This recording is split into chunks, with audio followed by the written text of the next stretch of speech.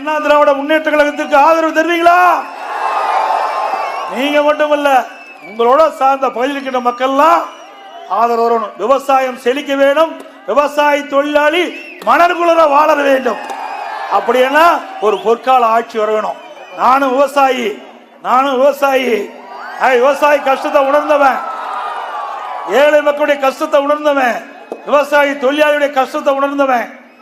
அப்படி அடித்தட்டில் வாழ்கின்ற மக்களுடைய எண்ணங்களை நிறைவேற்றுகின்ற அரசு அதிமுக அரசு. அதற்கு நீங்கள் துணை நிற்க வேண்டும் என்று அன்போடு இந்த நேரத்தில் கேட்டு,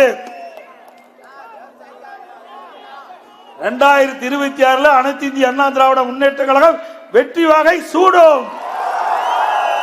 திமுக கோட்டை விட்டு ஓடும். 2026 சட்டமன்ற தேர்தலிலே அனைத்து இந்திய அண்ணா திராவிட முன்னேற்ற கழக வேட்பாளர் இரட்டலை சின்னத்திலே வாக்களித்து அவர் வெற்றி பெற செய்யுங்கள்.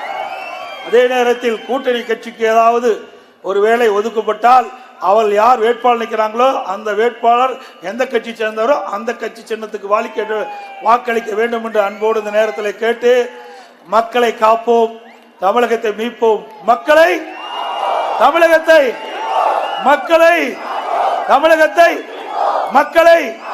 தமிழகத்தை நன்றி, வணக்கம். பாய் பாய் ஸ்டாலின். சேர்ந்த சகோதரிகளே, பெரியவர்களே, தாய்மார்களே, பத்திரிகையாளர் ஊடகங்களே, அத்தனை பேருக்கும் என்னுடைய முதற்கண் வணக்கத்தை உறுத்தாக்குகின்றேன்.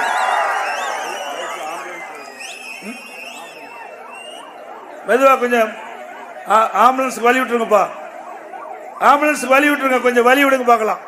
தம்பி கொஞ்சம் வழி விடுங்க, கொஞ்சம் மெதுவா பாப்பா, கொஞ்சம் வழி விடுங்கப்பா, கொஞ்சம் வழி விடுங்க, கொஞ்சம் வழி விடுங்க, கொஞ்சம் வழி விடுங்க, போகட்டும். கொஞ்சம் வழி விடுங்க, முன்னாடி கொஞ்சம் வழி விடுங்க தம்பி, கொஞ்சம் வழி விடுங்கப்பா ஆம்புலன்ஸுக்கு.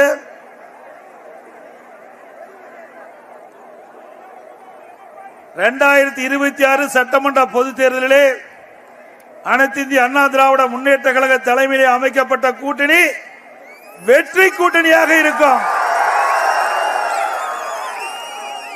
ஸ்டாலினுடைய கனவு பகல் கனவா இருக்கும். கூட்டணி 200 இடங்கள்ல வெற்றி பெறும் சொல்றாரு. அது அவருடைய கனவா இருக்கலாம். ஆனா அனைத்து இந்திய அண்ணா திராவிட முன்னேற்ற கழக தலைமையிலே அமைக்கப்பட்ட கூட்டணி 210 தொகுதியில வெற்றி பெறும். இங்கே மக்கள் ஆதரவோடு.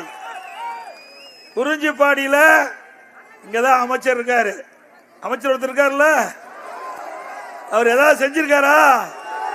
செய்யாட்டி போது மக்களுக்கு ஒவ்வொருத்தரும் கொடுக்காத பரவாயில்ல. இங்க இருக்கின்ற அமைச்சர் வேளாண்மை துறை அமைச்சராக இருக்கார். இங்க வந்திருக்க எல்லாமே வேளாண்மை துறை விவசாயிகள், விவசாய தொழிலாளி. இந்த வேளாண்மை துறை அமைச்சர் இந்த மாவட்டத்தை சேர்ந்தவர், இந்த தொகுதியை சேர்ந்தவர். ஏதாவது இந்த மக்களுக்கு செஞ்சிருக்காரா?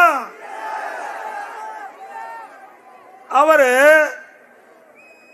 திமுக தலைவர் சொன்ன மாதிரி வேளாண் பட்ஜெட் ஒண்ணு போடுறாரு. இந்த மக்களை தான் ஏமாத்துறான்னு பார்த்தா ஒட்டுமொத்த விவசாயிகளையும் இந்த அமைச்சர் ஏமாத்திட்டு இருக்கார். நீங்க பாத்தீங்கன்னா வேளாண்மை துறை அதுக்குன்னு ஒரு தனி பட்ஜெட். அந்த பட்ஜெட்ல பாத்தீங்கன்னா 20 டிபார்ட்மெண்ட்ல இருக்கிறதெல்லாம் ஒன்னா சேர்த்தி அதை அறிவிச்சிட்டார். எவ்வளவு பித்தலாட்டம் பாருங்க, எவ்வளவு மக்களை ஏமாற்றுறாங்க பாருங்க, விவசாயிகளை எப்படி ஏமாற்றுறாங்க பாருங்க. 20 டிபார்ட்மெண்ட்டையும் ஒன்னா சேர்த்து வேளாண் பட்ஜெட். அந்த 20 துறையில் இருக்கிற சார்ந்த தனித்தனி துறை. வேளாண்மை துறைங்கிறது தனித்துறை, கால்நடைத்துறை தனித்துறை, நீர்ப்பாசனத்துறை தனித்துறை, இப்படி பல கூட்டுறவுத்துறை தனித்துறை, இப்படி எல்லா துறையிலும் ஒன்றாக இணைந்து ஒரு கூட்டா சேர்ந்து அதுதான் வேளாண் துறை பட்ஜெட். அதுல எல்லா துறையும் சேர்ந்த நிதியெல்லாம் ஒன்னா சேர்த்தி வேளாண்மை துறையில பார்த்தா ஆயிரக்கணக்கான கோடி அதுக்கு ஒதுக்கப்பட்டதா ஒரு பொய்யான தோற்றத்தை உருவாக்கி சட்டமன்றத்தில் 2 மணி நேரம் மூச்சு வாங்க பேசி கடைசியில் ஒன்றும் காணோம். 4 வருஷமா பட்ஜெட் போட்டிருக்கிறார் திரு வேளாண்மை துறை அமைச்சர்களே. 4 ஆண்டு காலமாக தொடர்ந்து வேளாண்மை பட்ஜெட் போட்டுக்கிறீங்க. அந்த வேளாண் பட்ஜெட்டை போட்டதில் என்ன திட்டத்தை கொண்டாந்து நிறைவேற்றுறேன்? உன்னையாவது சொல்லு பார்க்கலாம். அத்தனையும் பொய், அத்தனையும்